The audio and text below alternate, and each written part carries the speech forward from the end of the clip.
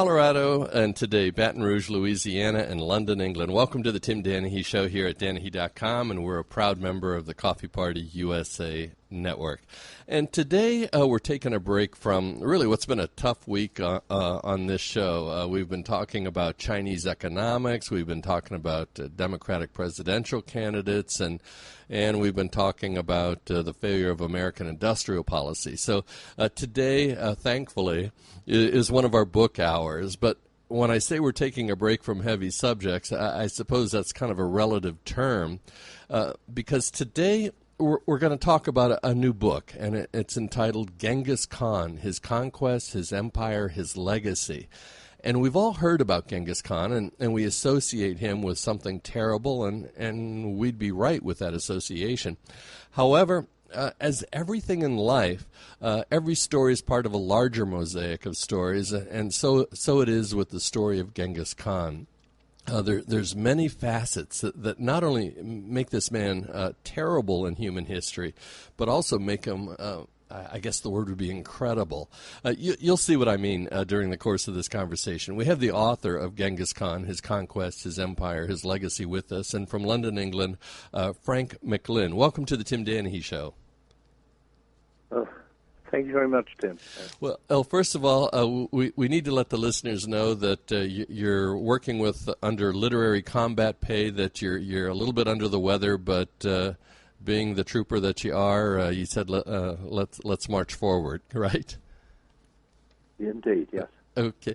Well, first, I want to praise the book, if I could, Frank, and that is the book is incredibly researched. I mean, off the charts.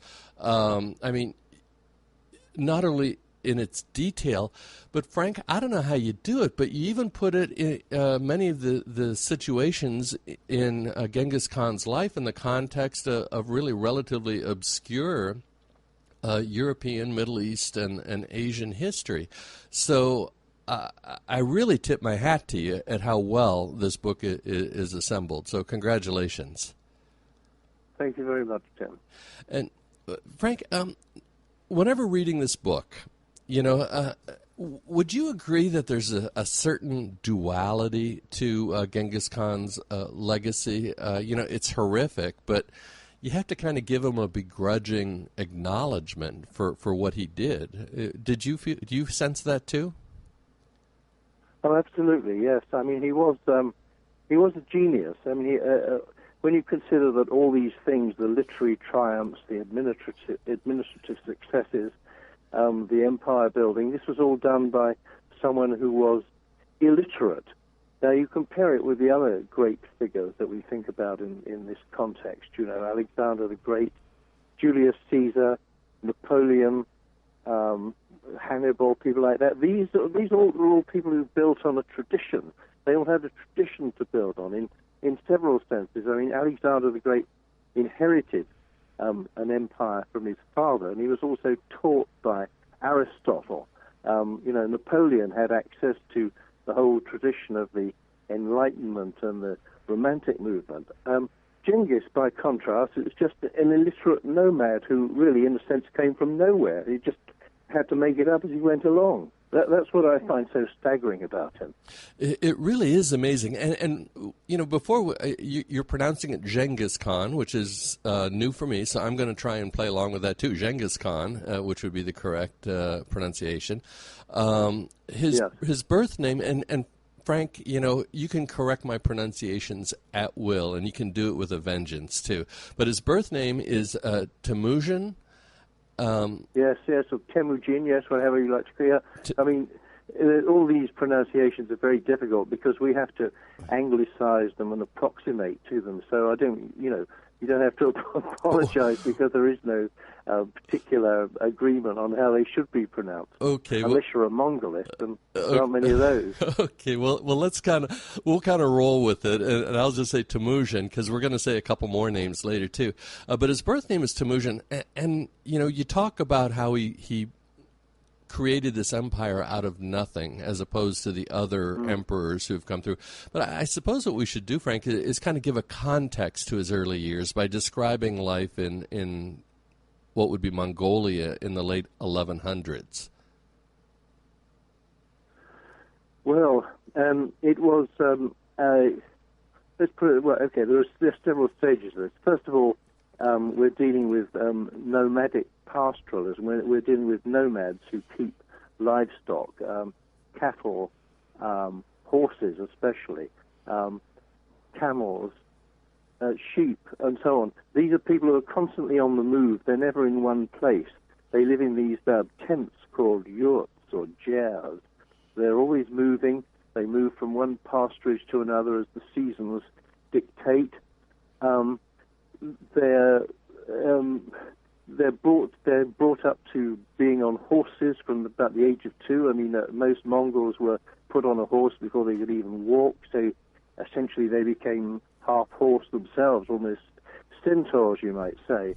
So I mean, that's the economic basis of it. But then on top of that, you get this immense complexity in Mongolia of different tribes, and then within the different tribes you've got different clans and sub-clans and all kinds of other linkages. I mean, it's a complete labyrinth trying to make sense of it all. And this is part of Genghis's genius, that he took this complete mess, this mixture, and shook it up and turned it into a kind of monolithic empire. And creating this empire, and we'll get into some of the details with that, but Temujin, Genghis Khan, he seems to have a vision, a vision or a plan for his domain. Do you think it was a deliberate, maybe long-range ambition for an empire, or do you think it was just like a result of a cascade of victories that he achieved? Yes, I think as he became more successful, he started to believe in his own style, started to believe in himself, until the point where he finally did believe he was divinely appointed. The Mongols believed in a sky god called Tengri, and in the end, Genghis thought he had been divinely appointed by this sky god to rule the world. And one of the points I make in the book is that one of the reasons the Mongols were so bloodthirsty was that, from their point of view, opposition to them was blasphemy. You're opposing yourself to the divine will. Well, whenever he conquered all of these different cultures and these different tribes, and what was amazing is that he did this while conquering his own aristocracy or his own hierarchy, family hierarchy. He instituted a meritocracy, and that was really a revolutionary concept back then, wasn't it? Absolutely, yes. Well, this was why he ran into a lot of opposition from the old school of Mongols and the old school of people in Mongolia in general, because they worked from strict hierarchies, hierarchies of birth. There was a clear pecking order, and Genghis swept all that away and said, no, we want the best people. If you're a military genius, I'm going to promote you. If you're good at wrangling or something like that, you're going to get the top job. It's not just going to go to the sons of the chiefs or the sons of the existing khans or the princelings. It's going to be the best people. And that was quite revolutionary for the times. And Frank, he took this this meritocracy, and he created, his army, and he conquered tribes, and he consolidated his realm. Can you tell listeners what the ultimate size of this realm was? You put it in the context of the Roman Empire and even continents. So how does this illiterate late 1100s, early 1200s tribal leader empire rank? Well, I mean, it was in size, it was the greatest empire ever. If you take a kind of rough and ready approximation, let's say the Roman Empire the territory probably occupied about half of the continental USA, whereas the Mongol Empire, the one created by Genghis, that occupied territory as large as Africa, or, if you like to put it another way, even bigger than the whole of North America. That's Canada Alaska, USA, Mexico, and Central America put together. So we're talking about a vast territory. Well, even the logistics of managing such a large territory is amazing, because Genghis had to consolidate his realm. He needed a military to conquer it, of course, but he had to consolidate it and keep from eroding from within. How did he do this?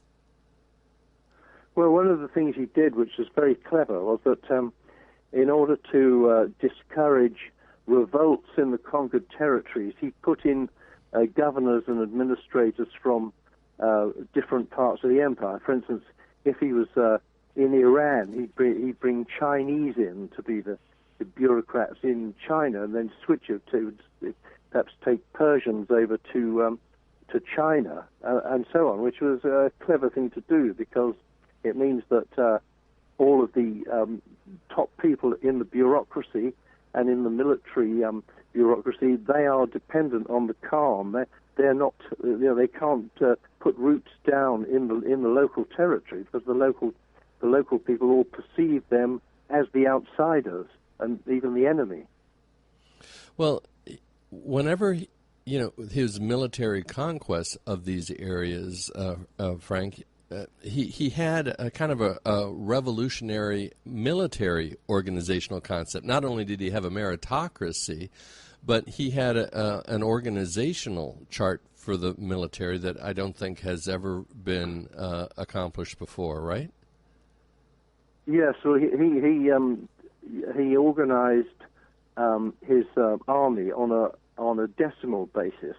First of all, you had units of 10, and then units of 100, then units of 1,000, and units of 10,000. So I suppose it's a bit like what we're used to in the modern world, where, platoons, battalions, regiments, and divisions. But that in itself was quite original in the early 12th century, where feudal lords would just have a motley band of retainers. But this was a kind of modern, disciplined army where, the leader of the 100, let's say, had to answer to the leader of 1,000, who in turn had to answer to the leader of the 10,000, and then, of course, it went up to his select marshals or top generals. So it was organized in an extremely modern way. It kind of makes me think in business education now, they always talk about span of control, and Genghis Khan certainly knew what span of control was. With this decimal system, everybody had a span of control of 10 people, but he had, according to your book, just a brilliant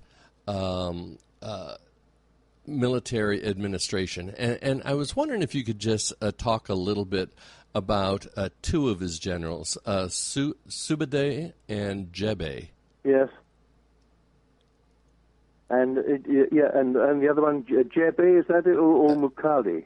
He had three. He had three absolute geniuses. We can talk about all yeah, three. But Sube'etei and who's the other one you want me to talk about? Sorry, I didn't catch that. Sube'etei, and I thought it was Jebei, who you said was probably the most brilliant cavalry commander of all time. Yes. Well, good judges have said that they think Jebei is the greatest military commander of all time. There's a well-known strategic theorist in the early 20th century called Basil Liddell Hart, who identified Jebei as the top cavalry commander in history, and he was quite brilliant. There's no question of that.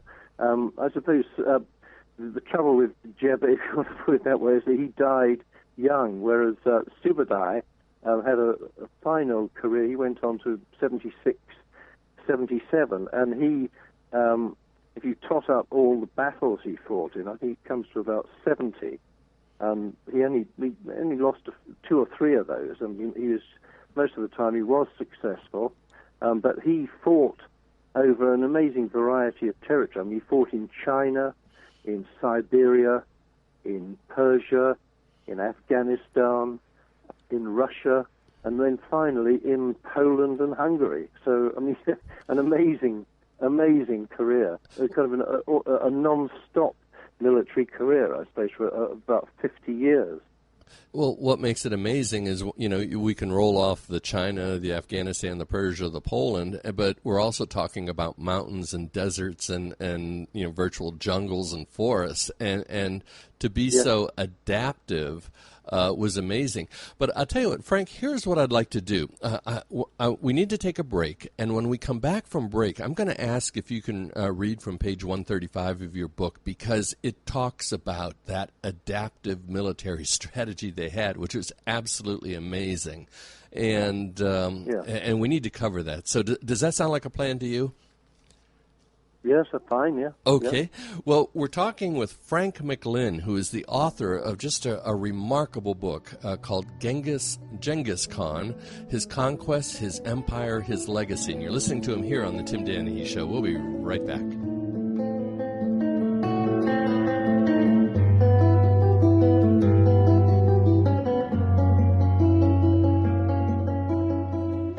You preserve a nation one community at a time, with shared knowledge and an informed electorate, with many voices speaking with civility and integrity. And we will preserve our nation when we participate, we learn, we discuss, we vote. We are the Coffee Party USA. Join us today, coffeepartyusa.com.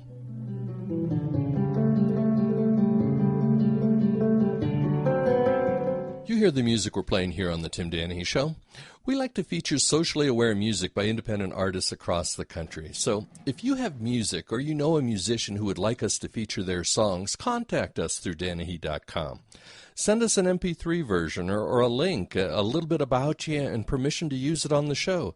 And we'll listen. We'll try to feature it, and we'll post your link for everyone to see. Music is a part of the Tim Danahey Show community. We'd love for you to be that part here at Danahey.com.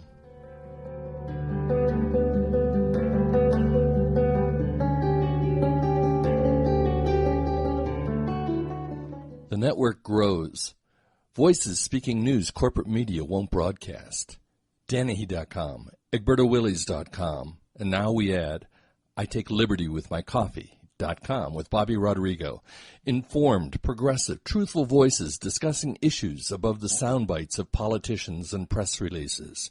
Real news with consequences for America, for democracy, for justice, for you.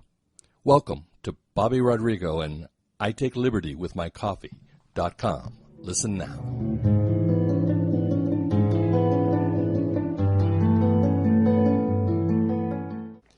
Welcome back to the Tim Danahey Show here at Danahey.com, and it's really such an honor to be talking with author Frank McLynn about his new book, Genghis Khan, His Conquests, His Empire, and His Legacy.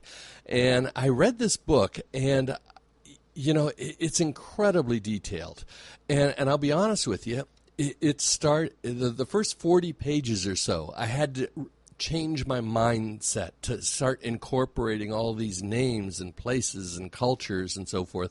And then at about the 40-page mark, all of a sudden, it just started to magically open up into a new world. And I was trying to think, well, reading this book, can an analogy be created because of the wonder of it all?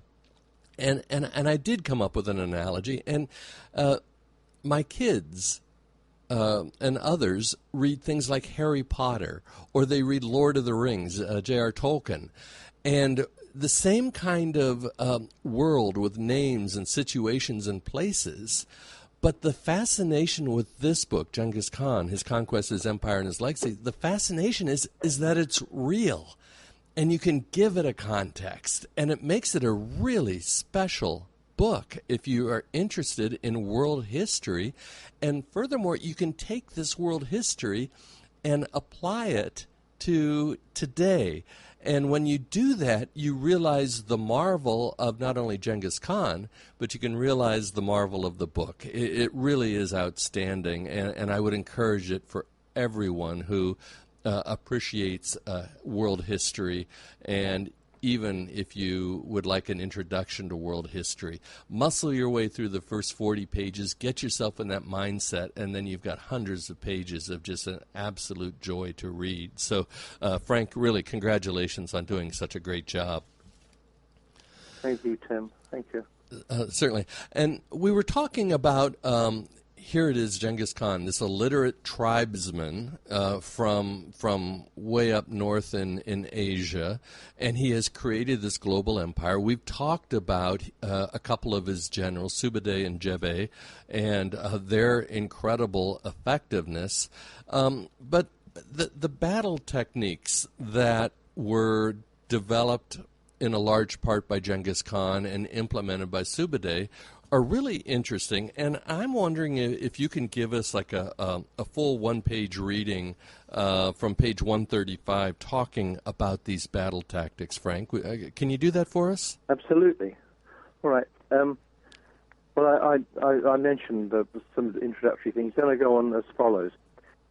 This sketch of Mongol tactics does not do justice to their infinite ingenuity, versatility, and adaptability, nor to the idiosyncrasies of the many brilliant Mongol commanders. For instance, Genghis himself was fond of bringing a foe to bay at the foot of a mountain. He would then send out scouting parties to investigate the passes and defiles in the rear of the enemy, and then suddenly appear behind them with a second force.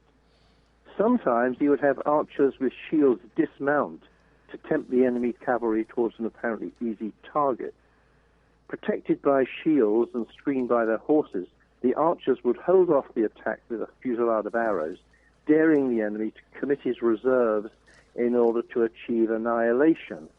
At this point, Genghis would send in his heavy cavalry for a full-scale attack, catching his opponents off balance. Occasionally, he would confound expectations by stampeding horses and cattle into the enemy ranks. In his victory over the Taichud clan in 1200, he stationed a wagon laager on one wing, defended by women and children, while concentrating the heavy cavalry on the other. He allowed a weak center to appear to give way, while secretly masking the strength of his cavalry arm. The Taichud forces contained many allies who joined them in hopes of easy pickings, and these then assaulted the wagon laager, expecting a walkover victory. The resistance from the laager was more stubborn than expected, and while the Taichud and their allies reformed for a decisive charge, they were hit in the rear by Genghis's cavalry, whom they thought out of the reckoning. Catching an enemy at a riverbank so they could be surrounded on three sides with their backs to the river was another favorite Mongol ploy. It was noteworthy that all these tactics were carried out silently, directed by flags, semaphore, battle banners, and heliographs.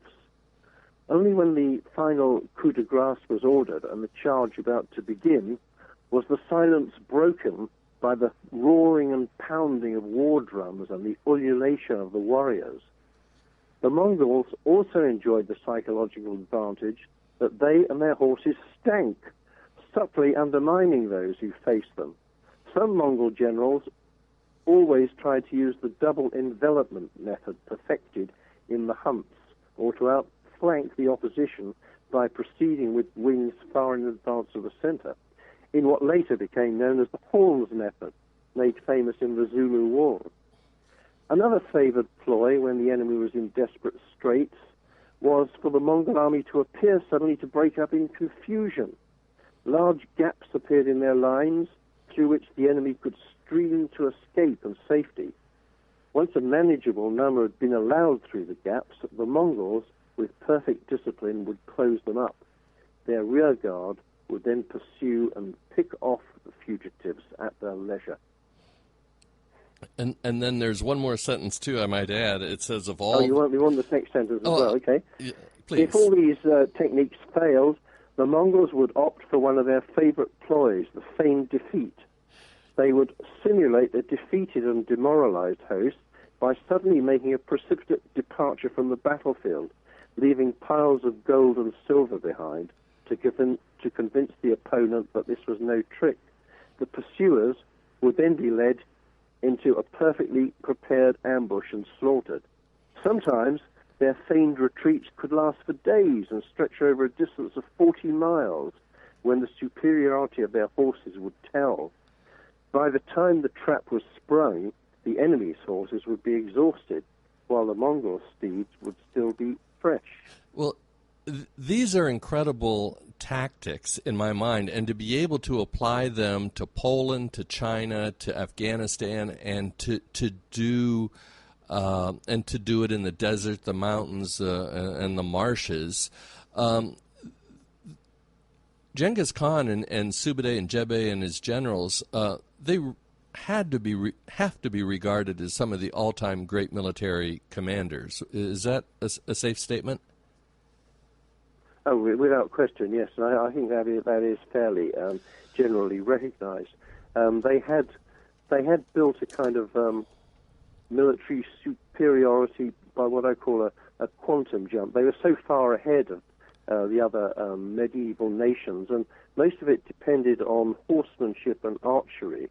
They had incredibly powerful bows, which they could shoot with great accuracy from a distance of 300 yards, which was greater than any enemy artillery, any enemy archers could reach. So they could sort of stand off to a large extent and pick off the enemy and decimate them before they even close with them. So that was one thing, and I think it was Basil Little Hart who pointed out there were two main things about the Mongols that Napoleon copied. One was the use of massed artillery, and the other was the idea that you could actually win a battle against the tenets of military orthodoxy by using cavalry unsupported by infantry. Yeah, it's absolutely brilliant, his military tactics, and then we've also acknowledged the brilliance of his administrative tactics to be able to consolidate his empire behind the advancing military. That is brilliant. But then I want to kind of change paces a little bit, if we could, Frank, and that is talk about his personality. Because you hate to be complimentary of a man who has led to the deaths of so many people, but he really had kind of a genius combined with, I guess, perhaps a violent insecurity. You know who he reminds me of? He reminds me of Peter the Great, but of course 400 years earlier. Yes. Yes, well, I think the administrative part of it that you mentioned, that had a lot to do with the fact that he did become converted to the idea that it made more sense to tax people than to kill them. As for his personality, it's very complex, actually, and it's made more complex by the fact that our principal source for his life tends to be a somewhat hostile source. This famous work called The Secret History of the Mongols. It was obviously written by someone who, shall we say, at best was ambivalent about Genghis. So the author tends to play up all his alleged bad points, his alleged cowardice and treachery and so on. But, of course, enough of his talent and genius does survive so that even this biased author can't deny them. And I suppose the other thing is that we have contemporary Arab and Persian sources that help us to balance the secret history, and they tend to be more complimentary towards Genghis, even though, being Islamists, they regarded Genghis as the enemy. They called him the accursed one, but they recognized that they were dealing with something absolutely extraordinary. Well, your book mentions that he was paranoid. Let's see. Let me just take a look at it. Ingratitude, morbid suspicion and paranoia, deceitful rage and jealousy. But then you combine that with you also mentioned superb imagination. And a political genius, a master of military strategy, and he could read people. This really is a complex individual of the highest order, isn't it? Absolutely, yes. And I mean, I think the complexity gets more the more you investigate it, because you think, well, this is a brilliant reader of men. He can understand. He understands the psychology. He's not fooled by people. But this all tends to be at the sort of political and the military level. But I do mention the story which shows he was extremely naive in some areas. I mean, for instance, he was completely taken in by a Chinese philosopher who, I think I make it fairly clear in the book, was peddling some fairly bogus stuff, and we won't go into some of the modern equivalents, but let's say that Genghis was taken in, as some modern people have been, by the idea of a perfect master.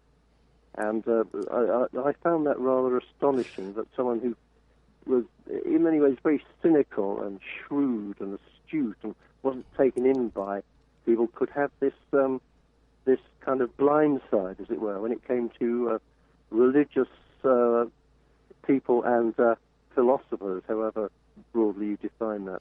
Well, Frank, you lead into my next question really well, and what you just said reminds me of Heinrich Himmler, Hitler's deputy. As ruthless as he is, he still had this captivation with the mystic. But I think if I'm understanding you well, you're talking about Chang, the Chinese yes, philosopher. Exactly, yeah. But I was also interested, and I want to expand on this and spend a little bit of time on this. But Genghis Khan had a fascination with the Pope and with Islam too, didn't he? Yes. Well, he was very tolerant about other religions. He wasn't. He didn't persecute people of other religions, because the Mongols were, strangely enough, they were among the few genuine pagans in Asia, because most of the other peoples of Asia and even Mongolia were either Buddhists or they were Nestorian Christians, this rather strange Eastern form of Christianity. But Genghis was very tolerant towards religions, but one of the reasons was that he wasn't entirely sure that there might not be some deep secret in it all. And the thing he really wanted to know about was, can you become immortal? Or at least if you can't become immortal, can you prolong your life for a very long time? I mean, could you live to be 120 or something? The question of longevity. And he was fascinated when, I don't know where he got this idea from exactly, but he got this idea that the Pope was 300 years old. and that increased his fascination with religious figures. Well, and Chang, talk about that. I thought that relationship was kind of interesting, because Chang was kind of I'll say a Rasputin to Tsar Nicholas, in the sense that he could play Genghis Khan along. I mean, in the entire book, nobody played Genghis Khan like Chang did. I'll catch up to you and so forth. Describe Chang a little bit, because I mean, you don't say no to Genghis Khan, but he sure did say yes in a very lackluster way. Yes. Well, when Genghis ordered him to visit him in where he then was, which was in Persia, then Chang, who was in China, had no choice. He had to go. But he was. I do go into some detail about the background to some of these rather strange Chinese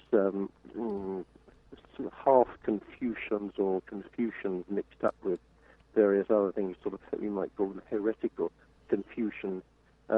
It's a bit complex to go into at this stage, but he was one of those, and for some reason Genghis's administrators in China reported that he was the one to go for. There were other people, similar people, but for some reason they recommended him, and I don't know. I suppose it depends on what you feel about these Oriental beliefs. But I suppose being what you might call an unregenerate Westerner.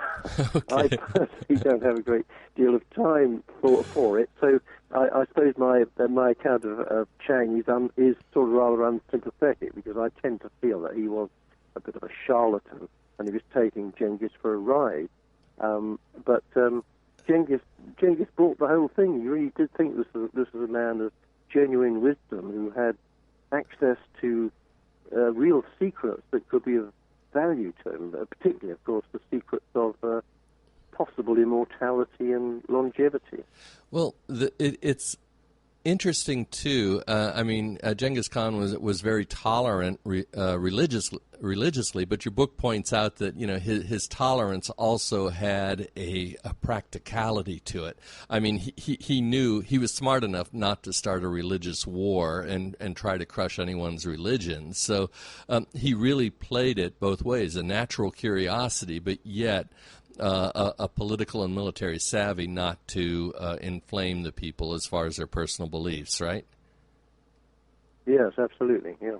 Well, I'll tell you what, here's what we're going to do, Frank. Frank, we're going to break for one more commercial, and then what we're going to do then is talk about the end of the Mongol Empire, because like King George III, I guess, for the want of a nail, a kingdom is lost. Something what seemingly so minor brings down such a great empire.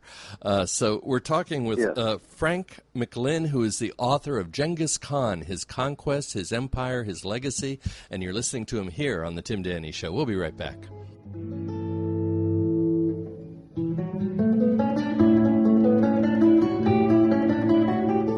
Teddy Roosevelt said, "Of all forms of tyranny, the least attractive and the most vulgar is the tyranny of mere wealth. This is why antitrust law and competition is essential to America's economic health. This is why the Organization for Competitive Markets works to reclaim competition for farmers, ranchers, and rural communities across America. We believe our duty is to advocate a just role for government in the agricultural economy, an enforcer of rules necessary for markets that are fair, honest, and accessible. The Organization for Competitive Markets. Learn more at competitivemarkets.com. Welcome to this episode of Danahey.com's American History Minute, a 1-minute story about little-known events. And here's today's story. In 1942, the U.S. Army sent out an emergency call for citizens with a gift for mathematics. These citizens gathered at the University of Pennsylvania and tirelessly calculated the differential equations, accounting for the many variables affecting weaponry. These citizens prepared the firing table for every howitzer, every mortar, every bomber and ship-mounted cannon in World War II, the weapons that won the war for the United States. These mathematically gifted citizens went on to debug and program the first electronic computer, the ENIAC. And after the war, these mathematically gifted citizens were shunned by the military computer industry. These citizens were cropped from recruiting posters. Why? These mathematically gifted citizens who developed the field manuals that guided the weapons that won the war were high school girls. High school girls recruited to serve the nation while the men fought overseas and the older women worked at our factories. These girls helped win World War II and establish the modern information technology industry. These high school girls were called computers, and the name stuck.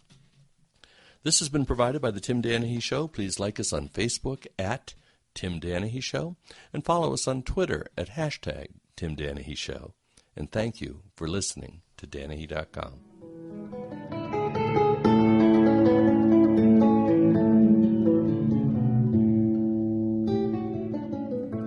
Our government should be open. It must be accountable to the people.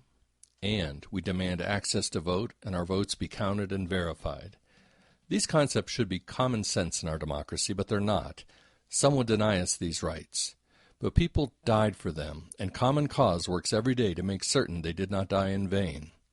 Join Common Cause, keep your rights, and hold political power accountable where it should be, the people. CommonCause.org, holding power accountable.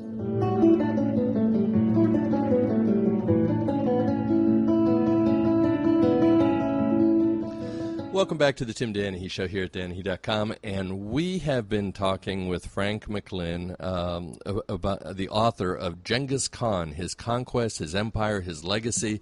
It's a new book. It's out this month, I believe, and absolutely a fascinating book. And I think if you're listening to this conversation, you're picking up on really the wonder and the fascination of it all, and a begrudging respect for a man who has conquered so much and killed so many. But within every story, there is a tragic flaw. And Frank, first of all, I suppose we should say, how did Genghis Khan die? And then really his empire was, for a time, I guess, successfully administered by Ogedei, right? Yes. Yes. So how did he die? And talk about Ogedei's secession, please. Yes. Well, almost certainly, I think he died of cancer, which was triggered by a nasty fall from a horse. But of course, a great man in legend is never allowed to die from anything as banal as cancer. So all kinds of crazy stories grew up. I mean, one of them was that people he conquered in China called the Tanguts, in revenge for the conquest, they had the Tangut queen agree to go to bed with Genghis with razor blades or knives or something concealed in her vagina, which then inflicted a mortal wound on Genghis. I mean, that was one of the crazy stories. There were loads of crazy stories, and when it was pointed out that this queen couldn't have done that, then of course the gossip monger simply substituted somebody else who could have done. But I mean, all the best Mongol scholars say we can't be absolutely certain how Genghis died. There's no way we can be certain, but all the circumstantial evidence points to death by cancer. But he did have enough time. He knew he was dying, and he did have time to think about secession. And in Islam, when Muhammad was dying, he had two sons, and it created the Sunni and the Shia sects of Islam. But Genghis Khan had a similar situation with two sons, but he wasn't going to have any of this divided thing. What did he do, and who is his successor? Yes, well, Genghis had four official sons. The Mongol Khans had an official first wife. Now, obviously, they were polygamous, so they had lots of wives and lots of children. But the only ones who were recognized as important were the four official ones. So he had four official sons. So, and each one of these sons is quite remarkable in his own right. I mean, you could almost study Genghis Khan's career from the point of view of a Dallas soap opera, because first of all you've got the eldest son, Jochi, who probably wasn't even his because his wife had been raped by another warlord. And then you had the second son who kept harping on Jochi's illegitimacy. His name was Jagatai, and he was a hothead, a troublemaker. Then you had the third son, Ogedei, who was probably the wisest and the calmest of them. And the fourth son was Tolui, who was the best general. He'd inherited all Genghis's military talent. Now, so Genghis had to decide how do you appoint a successor, and what he figured correctly, I think, was that if he allowed his eldest son Jochi to get the succession, then Jagatai, the second son, who hated him, would immediately raise a rebellion, and civil war would ensue. So he went for the third son, Ogedei, who appointed him as successor, and he did become the great Khan in succession to Genghis. Genghis died in 1227, and Ogedei was elected the great Khan in 1229. And Ogedei and the fourth son, the fourth of Genghis's son, Tolui, were very close. So that made the whole thing work, and Jagatai was in the background. Meanwhile, of course, Genghis had finally concluded that Jochi, his eldest son, was disloyal and treacherous and had him done away with. And the way Mongols assassinated people mostly was through poison. So we do have to face the fact that Genghis probably did poison his own son. And yeah, I mean, he was ruthless in his efficiency to continue his empire. And Ogadai, from what I could read, he did a good job, and he was initially capable, but but Achilles, when his mother dipped him in the river Styx, she didn't dip his heel, and so but there was something equally. I'll say slight or insignificant that ultimately brought down Ogadai and the Mongol Empire. What would that be if I'm reading your book well? Yes, well, I think there are two main problems. One was that Ogadai and Tolui, the third and fourth sons, were both major alcoholics, and that didn't help because they tended to increasingly to retreat from day-to-day business and governance, and that opened up a kind of vacuum which other people took advantage of. Now, one of really there were two rising stars of the third generation. One was a man called Batu, who was son of Jochi, the first son, and he was in contest with the son of Tolui. And what happened was that when Ogadai died in 1241, just when the Mongol Empire was at its greatest extent, civil war loomed, and in fact that's what saved Western Europe from a Mongol invasion, because Batu, Jochi's son, and Guyuk, Tolui's son, were preparing their armies to fight each other, to dispute who would get the succession, who would become the third Khan. And it was that fortunate circumstance that prevented Western Europe from being invaded, because the Mongols by this time had swept through Poland and Hungary and defeated the armies of Western Europe, and they were poised to move into Germany and Italy. But of course, they had to turn around and face back towards Mongolia to deal with the threat of civil war.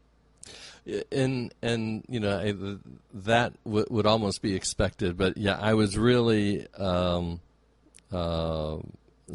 I won't say stunned, but I'll just say my goodness that alcohol, because apparently Mongols were mostly used to a kind of slightly alcoholic milk, is my understanding. But in the course of all this plunder, they were exposed to far more powerful forms of alcohol, and it became intoxicating, and it helped bring down an empire. Correct? Yes, absolutely. Yes. Well, I mean, their normal alcoholic drink in their homeland was a thing called kumis, which is an alcoholic drink made from fermented mare's milk. But of course, particularly once they started pushing west into the Iran and beyond, they started coming across, really strong wines, the kind of wine we would recognize as wine. And of course, they took to it like ducks to water. And these wines are about 4 times as strong as they were used to. So alcoholism became a really major problem in the Mongol Empire. Amazing, and it brings it down. Well, we've been talking with Frank McLynn, and we've been talking about his really wonderful new book, Genghis Khan, his conquests, his empire, his legacy. And you can tell from listening to Frank and how he describes some of the items, the major items in Genghis Khan's life, how interesting it is. But this book has hundreds of pages of just great stories and things that create absolute wonder. about how this happened 800 years ago. It really is something special. It's a great book. I encourage you to get out and buy it and read it. And Frank, I want to thank you for coming on the Tim Danahey Show. It was a wonderful conversation hearing you bring parts of your book alive. Well, my pleasure, Tim. I really enjoyed it. Well, hopefully we'll do it again, and good luck with the book, Frank.